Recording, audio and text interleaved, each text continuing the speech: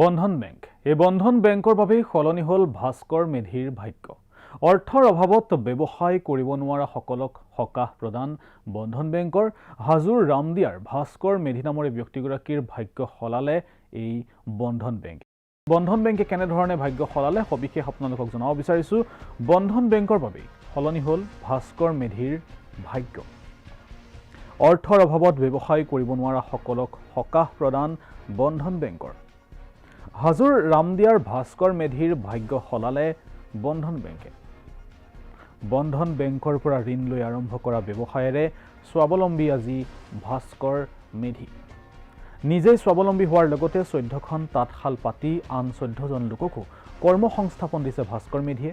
বন্ধন বেংকে ভাস্কৰৰ জীৱনলৈ এক চমক কঢ়িয়াই অনাৰ বাবে বন্ধন বেংকক ধন্যবাদ জ্ঞাপন কৰিলে ভাস্কৰ মেধিয়ে। এগৰাকী ভাস্কৰ মেধি যি বন্ধন বেংকৰ পৰা ঋণ লৈ নিজে স্বাৱলম্বী হোৱাৰ লগতে আন 14জনকৈ লোকক কৰ্মসংস্থাপন দিবলৈ সক্ষম হৈছে।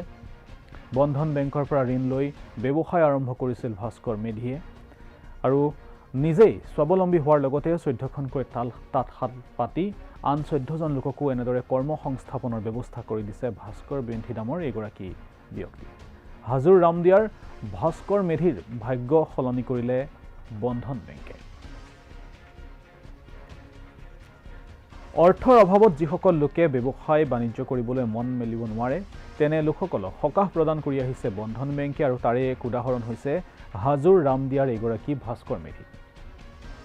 বন্ধন বেংকৰ পৰা ঋণ লৈ আৰম্ভ কৰা ব্যৱসায়েৰে স্বাৱলম্বী ভাস্কৰ মেধি আৰু ভাস্কৰ মেধিয়ে বৰ্তমান 14খনকৈ তাঁতশাল পাতি আন 14জন লোকক এনেদৰে কৰ্মসংস্থাপনৰ দিহা দিবলৈ সক্ষম হৈছে। কিছু মন্তব্য আছে আমাৰ হাতত, সেই মন্তব্য শুনাব বিচাৰিছোঁ। ভাস্কৰ মেধি। মোৰ ৰামদিয়াত ঘৰ। প্ৰথমতে কিমান শাল আছিল? মোৰ শাল 14খন। প্ৰথমতে ক'ত লোন ল'লে আপোনাৰ?